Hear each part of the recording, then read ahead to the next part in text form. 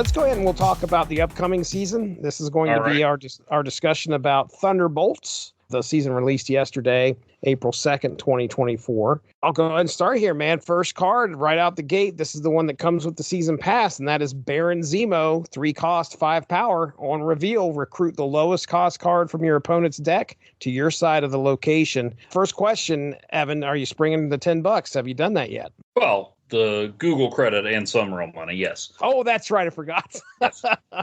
Yeah, I did. That one looked like too much fun, and that's the one I wanted to put into my Exterminators deck. I've already got Yondu, Gladiator, Cable, stealing cards from the deck. Zemo's another one, and you get to immediately rub your opponent's nose in it. It's true. Although, the first 2 times I used Zemo against 2 different opponents, the card that he recruited was Blade. Oh, no. Which, at first, I just thought it was a lousy coincidence, but I was talking to a friend of mine who said that when this season started, he started packing the Hood in his decks, that was the card they would steal. And I'm thinking, maybe people put Blade in there as Zemo insurance.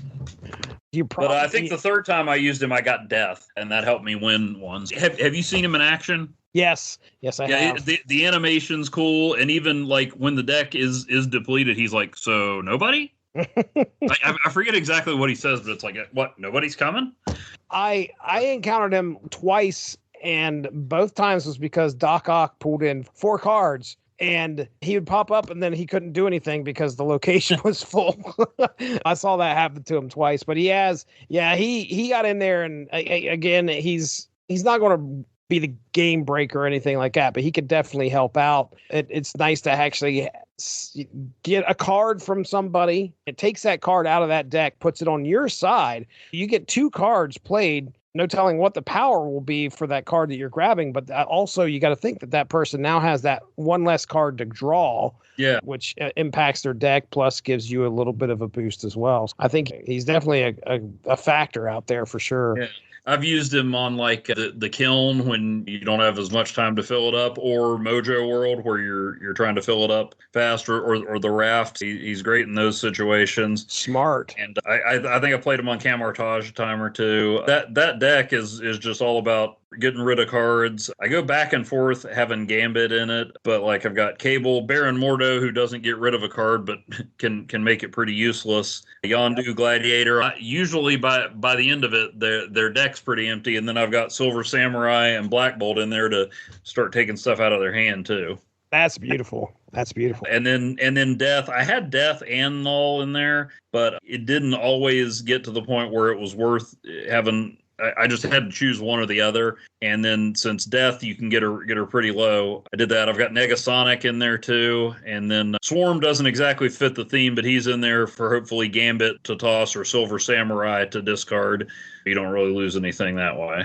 Nice, very nice. Oh, and then Shang-Chi, of course. Oh yes, oh yeah. Got to knock out that big guy on the other side. Next up, Red Hulk, 6 cost, 11 power. When your opponent ends a turn with unspent energy plus 4 power, if it's in your hand or in play. The Red Hulk sits there, and if your opponent is playing and not using all of their energy, then this thing goes up plus 4 power. And yeah, I've seen them a lot. I think a lot of people sprung for Red Hulk. I've seen him in quite a few decks just in the few days that I played here, couple days. And the unfortunate thing is he's facing the deck that I have has Shang-Chi in it. Mm-hmm. And also Cannonball. You could lay him out there, and I'm going to wipe the floor with him anyway if he shows up and I've got a lane covered by Professor X. The other thing is that, and I put this in the notes, is that I can't believe that they actually show you your opponent has him. I thought... Oh, I didn't realize that. Yeah, like... I haven't seen him that much. If you're sitting there and you're playing and you don't use energy,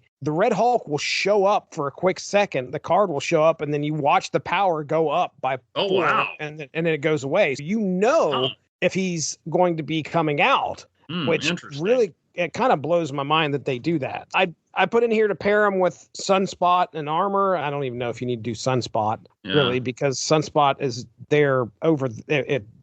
If your opponent's not using energy, they want Sunspot over there. But either way, Armor's a good one to have out there just in case, so you can lay him out there and not get Shang-Chi'd. But Cosmo too.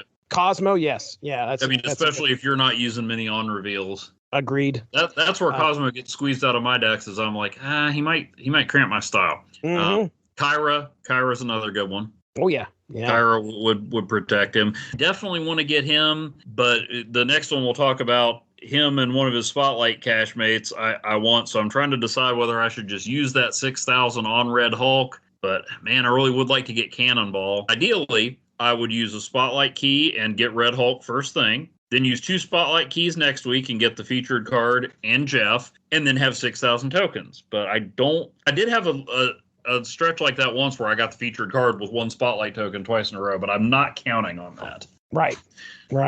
I don't know. Out of those 4, I think there's probably gonna have to be one that I say, maybe not, or maybe I just wait on Red Hulk and see how everything else goes on that. Yeah, I think as far as what do we got? 6 cards here this season. 1, 2, 3, 4, 5, 6. I've got him about the middle, I would say, as far as if I want to get that card. Yeah. He's probably number 1 for me right now, other than Zemo. He's probably number 1 for me because I complain almost every month that High Evolution. I see people talking about, probably who understand the strategy better than me, that Thanos is broken. I see Thanos a lot. I can beat him. I can lose to him. I still think High Evolutionary is the most broken card there is. I don't even know if broken's the right word, but I think he gives the most disproportionate advantage. And here's a card that directly takes him on. Right.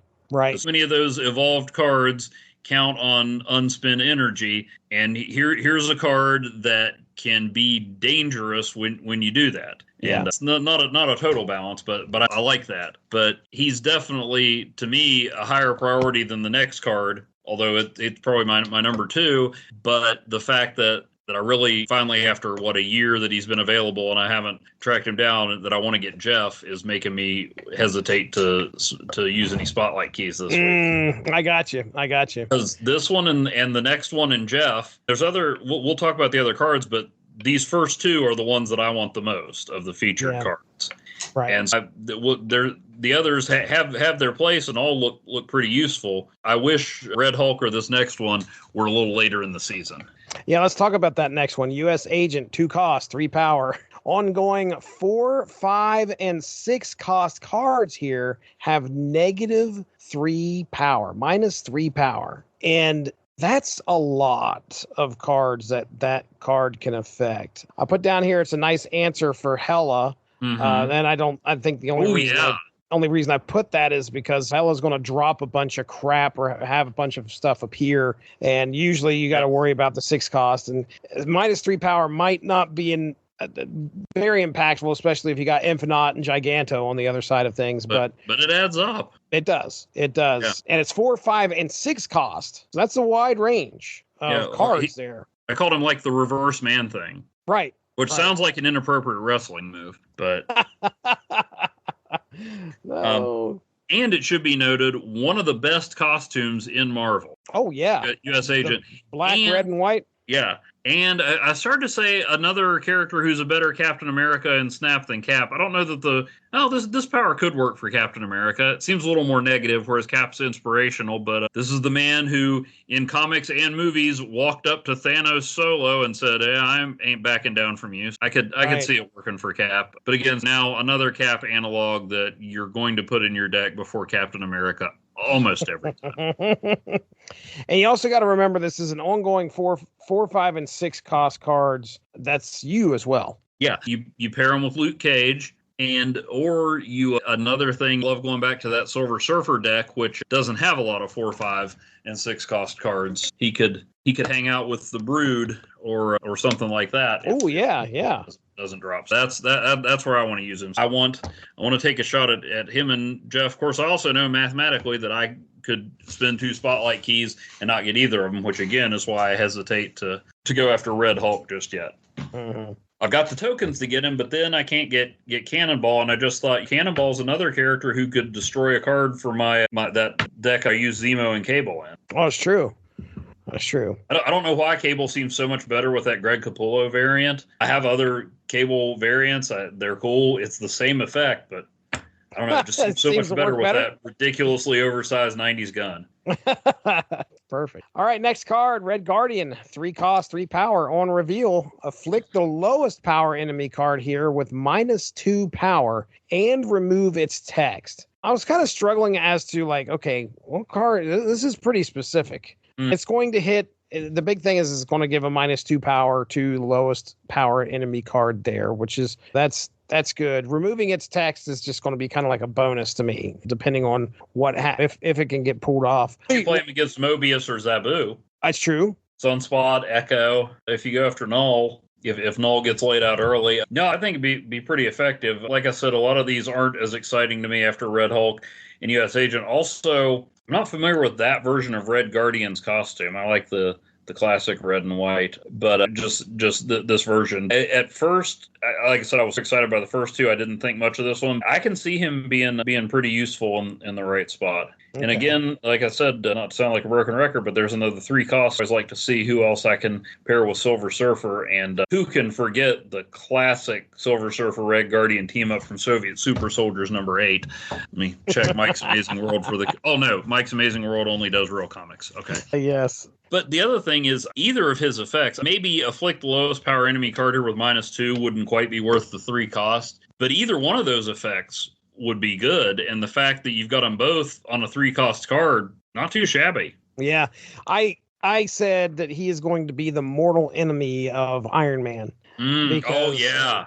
Iron Man's going to get laid out there with 0 power. And there you go. It's going to remove its text. It's going to remove his text and give him -2 powers. Yes. Now all of a sudden it's not being doubled, and it's a -2 5 cost card, which is going to enrage some people, I'm sure, especially with that Living Tribunal. But yeah, I'll have to put Cosmo back in my Living Iron Slot deck. Yeah. I had him in there for a while because you just play Iron Man Onslaught and Tribunal on him and keep him protected, but I like to get a little bit more than 3 points in that base. But plus it also negates my ability to use Iron Lad to stand in for one of those cards. But them's the breaks. Luke Cage even would help with the power situation, but again, it's going to remove Iron Man's text. That doubling the power, the ongoing there is just gone. Yeah, there is going to be some interesting plays with Red Guardian. Yeah. I agree. All right. Yeah, like I said, when I went through these again, there wasn't as big a gulf between the first two and the others as I initially thought. Right. Well, related to Red Guardian, White Widow, 2 cost, 2 power. On reveal, add a Widow's Kiss to your opponent's side of this location. The Widow's Kiss ongoing. This has -4 power. Disable this ability if your side of this location is full. An optional Jean Grey. Did you say an opposite Jean Grey? Optional. Like, you don't have to play here, but you probably ought to. Yeah. I like this. I do like this card. You throw that out there, the -4 power goes right over onto the other side. Then that's your 2 cost. Then you can throw out Green Goblin the next turn, and you're probably pretty done with that lane. You might be able to throw something else out there to ensure winning, provided they don't have be ready. You're going to see Carnage. You're probably going to see, like I put on here, better hope they're not playing Annihilus. Yeah. Because Deathlock. Yeah. Anything that can get those negative, which there's plenty of those out there. Yeah. But now Venom's not going to be your cleanup guy. Nope. You don't want him doing anything like that, but it also can stunt the growth of a Null, which is kind of nice. Yeah, you don't need my advice on the Cannonball deck, but there's another one that can fill up some space. And then let's say they do manage to drop an Infinite or Null or somebody on there to try to overcome all that negative. Well, you can just Cannonball them away. Right, that's right. Get them on out of there. All right, and our final card for the season, Valentina, 2 cost, 3 power. On reveal, add a random 6 cost card to your hand, give it -2 cost, and then -3 power. What are your thoughts here? She's like a Kmart Nick Fury. which sort of fits. She, especially in the MCU, they're setting her up as kind of like the anti-Fury, and a Fury gives you a 3 cost that basically you're picking one of those cards to use. You're probably not going to get all 3 of them, and she gives you. You're not going to get the best version, but you also get -2 power. Another good one to toss in with the Collector. And if If she pulls up a 4-cost 9-power Hulk, I'm not going to complain. Less exciting if she brings you Galactus or Zola or Null, especially if you're not playing a Destroy deck. But for a 2-cost 3-power, not bad. Think about this. Luke Cage. Oh, there you go. You throw Cage in there, and you're not going to have to worry about that -3 power at all. Now you've got a 6-cost going for 4-cost regular power. Nice. Just keep that in mind. Yeah, you're convinced me. These last 2 seasons, the cards have been excellent, I think. Right. It seems like you're getting some of these, and you know me, I love obscure characters. Again, we'll go back to our favorite example. Like, you're getting these C-list characters that I love having in the game, but Valentina and Yelena Belova are more vital and useful than Captain America. Those are, and those are 2 characters that, my goodness, I don't think I had even knew anything about until within the last 5 years. I'm going to need an autographed Julia Louis-Dreyfus variant for Valentina. Please. Absolutely. All right, locations. First location on the docket, Castle Zemo. The first card you play here switches sides. And hey, what's going to happen when the locations are featured? Well, by golly, if it's going to be something like this, I'm going to be tossing Legion right on out there. Yeah, the plan is turn 6. You toss Legion as long as you've got the ability to play first. Mm-hmm. That's all you need. That's all you need. Because as soon as the other person lays down, provided they're not playing on the lane, you're laying Legion on, but it's going to, if they're playing anything else on the other lanes, whatever they're playing is going to just jump right over to you anyway. And as long as you've got the space, you've got a good chance to win here. All right. Yeah. What are your thoughts? Yeah. Hood, Ebony Maw. I know he's 7 points, but still shuts you down. Havoc, Ebony Maw and Havoc, you might not win the lane, but you kind of limited what they can do. Yeah, I like that. That's something that didn't occur to me. Like, you want to try and see if you can hamper their side of things. Electro would be Electro, good. yeah. Get yourself +1 and limit how many cards they can play. What does Electro cost again? 3. 3? Okay, yeah, it's a great card to play there. You limit them big time at that point. Yeah. Havoc, like I said, and heck, even follow them up with Shang-Chi. Nice. That's actually pretty good. It's a good idea. Yeah, I hope I remember, come back to these notes when I need to make that deck. Next up, Thunderbolt Tower. After turn 5, give all the cards here -2 power. I stole from your notes, so I'm going to let you go first. Well, and I'm looking at my notes and wondering why I put Thunderbolts Mountain. There was a Thunderbolts Mountain. Luke Cage, who led the Thunderbolts at one point. So very comic accurate, although if you want to be super comic accurate, use the Pixel Luke Cage, because that's his Thunderbolts outfit. Nice. Very nice. Put him on there, and then you don't lose the 2 power, or send him some goblins or some shenanigans with Viper and Annihilus, Debris. Actually, Debris you wrote down, but I thought of it too. Okay. Fair enough. Well, you better stop stealing yours. I'm like, oh, that's a good idea, Jesse had. but you load up the other side, or have folks on your side that can take a drop in power. Right. I definitely had, of course, Legion listed. If you can get Legion out there, well, if you lay them out there turn 5, you're good. Yeah. Earlier the better, whatever. And have Luke Cage in there too. Yeah, you got to have Luke Cage. I've already got a deck with Legion and Luke Cage. Maybe I'll just run that one. There you go. But you've got to prepare, because that other person that you're playing against is going to have Luke Cage as well. You need Enchantress and you need Rogue to steal that Luke Cage power and get them to steal his Thunderbolts. Yeah, that's perfect. I like it. All right. Well, there you go, ladies and gentlemen. That is our preview of the upcoming season Thunderbolts, which has already hit. By all means, if any of these strategies work for you, let us know. If they don't let us know. We appreciate that anyway, that you at least attempted to make them work. And we aren't responsible for how you play Marvel Snap. Yeah. And hey, if you have your own strategies you want to share, check out @SnapMaterial on X, formerly known as Twitter, and share some of those decks. We would like to see that for sure. Thanks a lot for joining us. Make sure to tune in tomorrow for the next installment of Snap Material.